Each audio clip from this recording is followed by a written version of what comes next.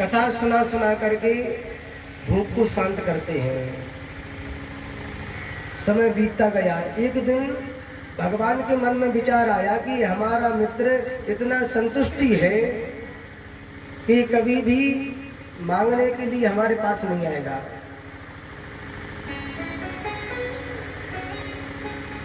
भगवान के मन में विचार आया कि चलो मैं ही इसके पास चलता हूँ। तो भगवान ने ही एक संत का रूप धारण करके सुदामा जी की कुटिया के सामने पहुंचे। भगवान ने कहा भिक्षाम देहि। सुशीला जी बाहर निकली, और जो ही बाहर निकली ब्राह्मण ने कहा कि हम भिक्षा के लिए आए हैं। सुशीला ने कहा कि महाराज जी क्षमा करना, हमारे यहाँ पर सूतक लगा है।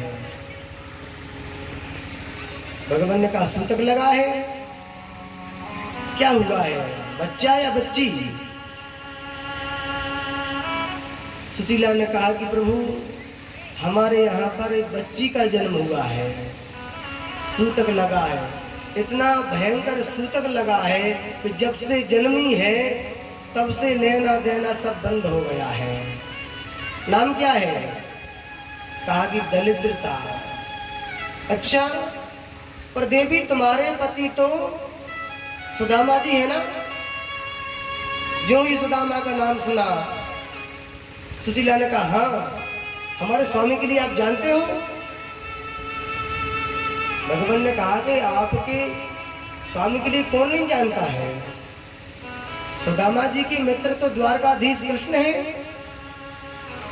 अरे देवी, जिनका मित्र इतना धनवान है, तीनों लोगों में जिसकी पताका लहरा रही हो, और उसका मित्र इतना गरीब। देवी मैं तो आपसे यह कह रहा हूं कि एक बार कन्हैया के पास में अपने पति के लिए भेजा दो, जन्म जन्म का दरिद्रता दूर हो जाएगी। जो ही सुना सुशीला ने कि अरे हमारे स्वामी तो द्वारकाधीश के मित्र हैं, संत जी तो चर्चा करके चले गए। अब सुदामा जी जो ही आए, सुदामा से पूछा कि स्वामी क्या आपके मित्र द्वारकाधीश हैं? द्वारकाधीश का नाम सुनकर के बड़े प्रसन्न भये सुदामा जी। हाँ सुशीला, हमारे परम मित्र हैं द्वारकाधीश कृष्ण। हम दोनों ने एक साथ में सांदीपनी गुरु के यहाँ पर उज्जैन में विद्या अध्ययन की थी। कृष्ण हमारे लिए इतना चाहता था कि अगर मैं भूखा रहता था तो हमारा मित्र खुद का भोजन हमारे लिए परोस देता था, बहुत प्रेम करता था। अरे उन दिनों की तो बात ही अलग है। हमारा मित्र हमारे लिए खुद के चने भी हमारे लिए प्रदान कर देता था। सुशीला ने कहा कि जब आपके मित्र द्वारकाधीश हैं तो एक बार उनके पास में जाइए ना। आप वहां जाएंगे तो कुछ धन प्रदान होगा। दास्यतम ते द्रवणं भूरि सीदते ते कुटुंबिनी। अरे स्वामी, अगर द्वारकाधीश के पास में जाओगे तो कुछ दिन का राशन पानी तो मिल जाएगा, कुछ धन तो मिल जाएगा, जिससे जीवन यापन ठीक से चलता रहेगा। सुदामा जी ने कहा देवी, मैं मित्र के पास इतने वर्षों के बाद जाऊं और धन लेने के लिए? अरे मित्र के यहाँ जाना चाहिए तो कुछ ना कुछ लेकर के जाना चाहिए, और मैं उस मित्र से लेने के लिए जाऊं? द्वारकाधीश ने मना कर दिया, कहा मैं द्वारकाधीश के पास नहीं जाऊंगा। जब मना किया, सुशीला ने कहा कि स्वामी चलो ठीक है, आप उनसे कुछ मांगने के लिए मत जाइए, तो वैसे मिल आएगी एक बार। जब सुदामा ने सुना कि मिल आएगी एक बार, तो एक आस जगी मन में कि चलो द्वारकाधीश के कम से कम दर्शन तो होंगे हमारे मित्र के। कहा कि सुशीला पर जाऊं, पर हमारे पास में अपने पास में कुछ है ही नहीं वस्तु, क्या लेकर के जाए? उपहार में ले जाना चाहिए। तो या चित्वा चतुरो मुस्तीन विप्रान पृथक तंडुलान। सुशीला जी ने 4 घरों से कुछ चावल लिए और अपने पति के लिए दिए। 4 घर से क्यों लिए, 4 मुट्ठी ही क्यों लिए? पिताजी सोचती हैं कि हमारे पति, हमारे स्वामी भगवान से कुछ मांगेंगे तो है नहीं, तो कम से कम जो भेंट प्रदान करेंगे तो उसी में भाव प्रकट कर दिए कि प्रभु अगर हमारे पास में कुछ होता तो एक ही वस्तु प्रदान करते, एक ही घर के अन्न देते, हमारे पास में कुछ है नहीं है, इसलिए हमने 4 घर से, एक घर से कोई हमारे लिए दान भी नहीं देता है कि हमारा भरण पोषण हो सके, तो 4 घर से आपके लिए 4 मुट्ठी चावल प्रदान किए हैं। 4 मुट्ठी चावल एक फटे कपड़े में बांध करके ले गए। ज्यों ही जा रहे थे तो सोचने लगे, पता नहीं द्वारकाधीश हमारे लिए अपनाएंगे या नहीं अपनाएंगे, हमारा नाम अभी याद होगा या नहीं होगा। ख्याल में खोते हुए चले जा रहे थे।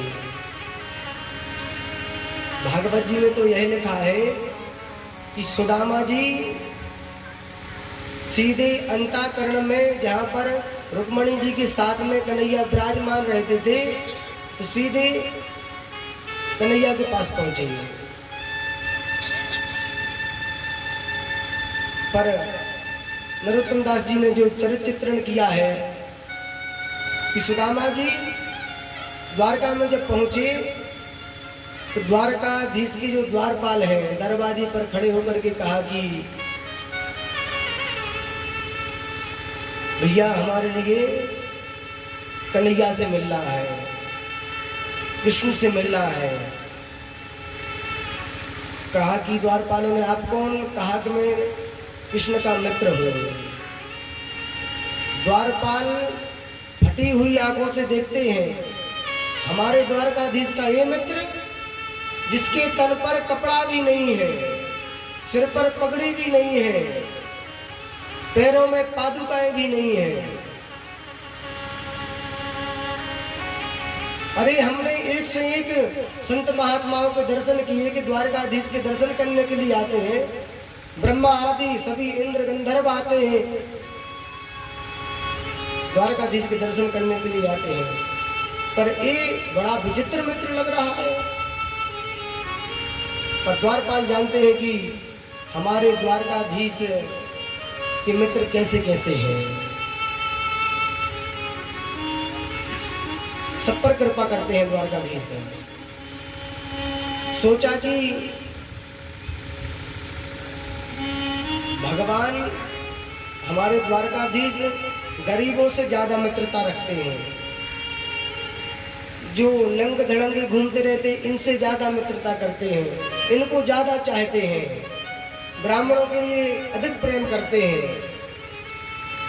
अरे द्वारपाले वही तो है जय विजय, जो सनकादि गए थे भगवान नारायण के दर्शन करने के लिए, तो जब मना कर दिया द्वारपालों ने तो एक ही हुंकार में श्राप के कारण 3 जन्मों तक श्राप दे दिया था। तो सोचते हैं कि ये भी ब्राह्मण देवता है, हमारा तीसरा जन्म होकर के उद्धार हुआ है। तो अब ऐसा ना हो कि अगर हम मना कर देने के लिए, तो अगर ब्राह्मण देवता